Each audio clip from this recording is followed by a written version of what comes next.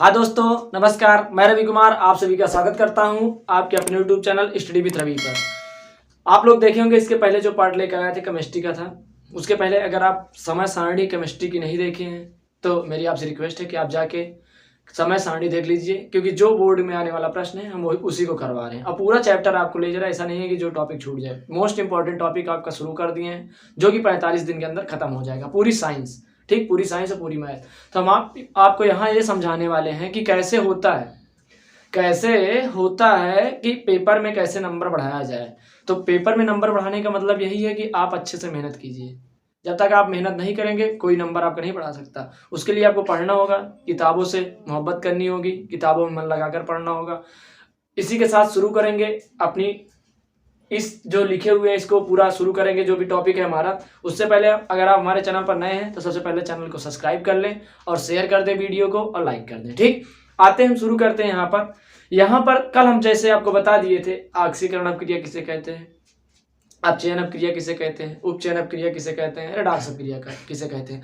अगर आप उस वीडियो को नहीं देखे हैं तो लिंक डिस्क्रिप्शन में दिया हुआ है, आप जाकर देख लीजिए। ठीक, और हाँ, इसी के साथ हम कल से जो टॉपिक स्टार्ट करेंगे, अम्ल, क्षार एवं लवण, मतलब base, acid, base and salt.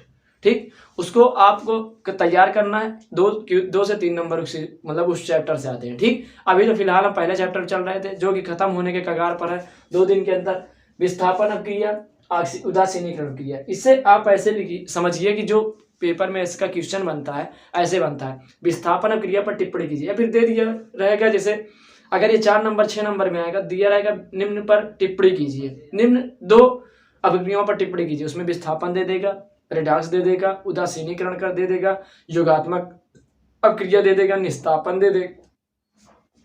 उसी में से आपको टिप्पणी करनी है। टिप्पणी करने का मतलब उसके बारे में आपको समझाना, उसके बारे में जो हो आपको पता हो उसे लिखना है। ठीक, तो उसके लिए आपको पूरा वीडियो देखना पड़ेगा। इसी को नहीं, इसके साथ साथ जो भी केमिस्ट्री वीडियो अपलोड हो रहे हैं आप उसे देख लीजिए। मेरी आपसे रिक्वेस्ट है, जब तक आप नहीं देखेंगे आपका कुछ नहीं हो सकता।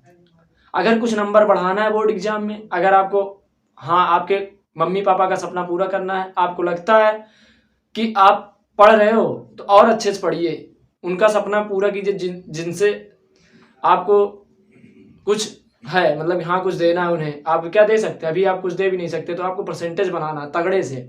बोर्ड एग्जाम में अच्छे से पढ़िए, अच्छे से मेहनत कीजिए और अच्छा प्रयास करके एक अच्छे मुकाम पर पहुंचे जहां पर कुछ परसेंटेज हाई हो। ठीक, तो चलिए आते हैं अपने टॉपिक की ओर, जिसका नाम है केमिस्ट्री का पहला चैप्टर है विस्थापन अपक्रिया। विस्थापन अपक्रिया में आपको यह बताया गया है कि विस्थापन अपक्रिया कहते किसे हैं। विस्थापन अपक्रिया कहते किसे, मार्क कर दो। विस्थापन अपक्रिया उसे कहते हैं जहां पर विस्थापन अपक्रिया, जैसे ऐसी अपक्रिया जिसमें अधिक क्रियाशील तत्व, ऐसी अपक्रिया जिसमें अधिक क्रियाशील तत्व कम अक्रियाशील तत्व को उसके यौगिक से, मतलब जो उसके साथ रहता है उसे विस्थापित कर देता है और विस्थापन अपक्रिया कहलाता है। ठीक, ऐसी अपक्रिया जिसमें अधिक क्रियाशील तत्व कम क्रियाशील तत्व को उसके यौगिक से विस्थापित कर देता है, विस्थापन अपक्रिया कहलाता है। जैसे यहाँ पर हम एग्जाम्पल समझाएंगे आपको। मान लीजिए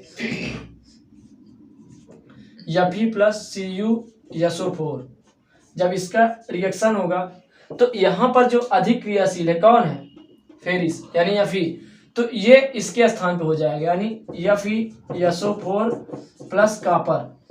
यहाँ पर लिख दे रहे हैं कापर है। ठीक, आप समझ लीजिएगा, Cu कापर अलग कर देगा। यहाँ पर ऐसे समझिएगा, ऐसी क्रिया जिसमें अधिक क्रियाशील तत्व कौन है, Fe, कम क्रियाशील तत्व को उसके यौगिक से विस्थापित कर देता है। कम क्रियाशील तत्व यहाँ पर कौन हुआ,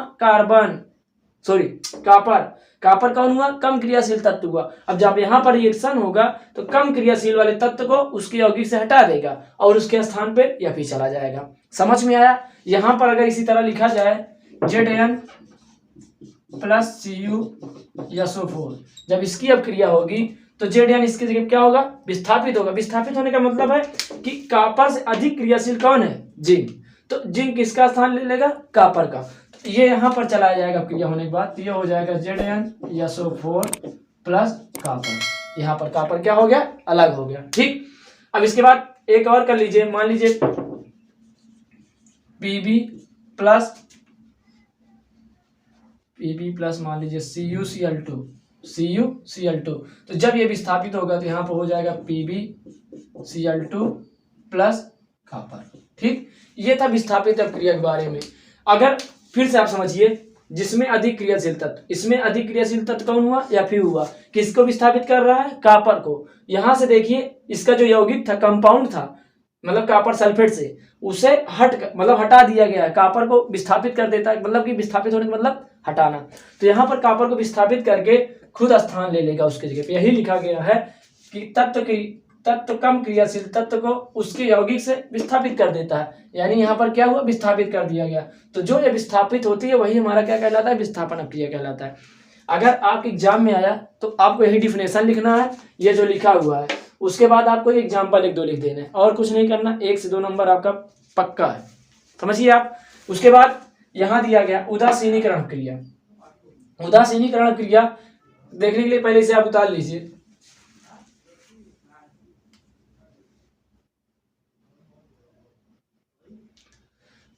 उतार लिए होंगे। अब यहाँ देखेंगे, जब अम्ल और क्षार परस्पर आपस में संयोग करके या फिर जब परस्पर क्रिया करते हैं, जब मिलते हैं तो लवण और जल बनाता है, मतलब कि नमक और जल बनता है, साल्ट और मतलब वाटर। तो जब ये दो बनता है तो यही क्रिया क्या कहलाती है, उदासीनीकरण क्रिया। क्या कहलाती है, उदासीनीकरण अक्रिया कहलाती है। ठीक, यहां पर आपको कुछ नहीं लिखना, बस यही लिखना है।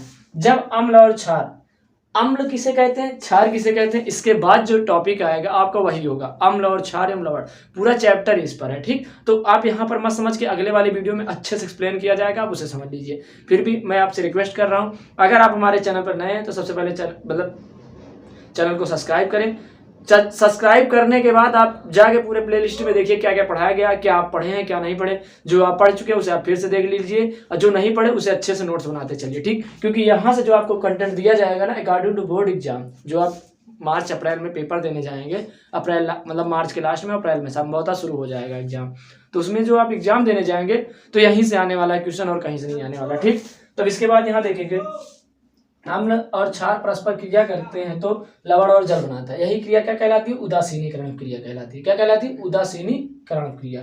जैसे यहाँ पर NaOH प्लस HCl, ये हमारा क्या, क्षार, क्या है, क्षार। NaOH को बोलते हैं क्षार, यहाँ पर ये क्या है, अम्ल।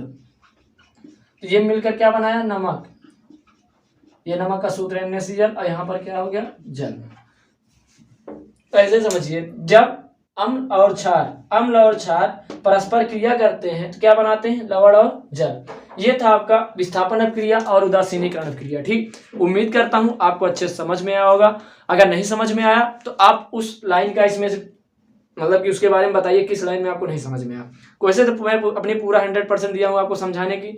अगर इसके बाद जो वीडियो आएगा वो अम्ल, क्षार और लवण पूरे चैप्टर पे होगा। अगर अभी भी आप नहीं जागे तो आप जागिए, अब समय आ गया है आपके उठने का, क्योंकि अब ज्यादा समय नहीं बचा मेरे दोस्त। फरवरी मार्च 2 महीने में आप कितना कवर करेंगे, मुश्किल से 45 दिन 40 दिन आपके पास अब शेष बचा हुआ है।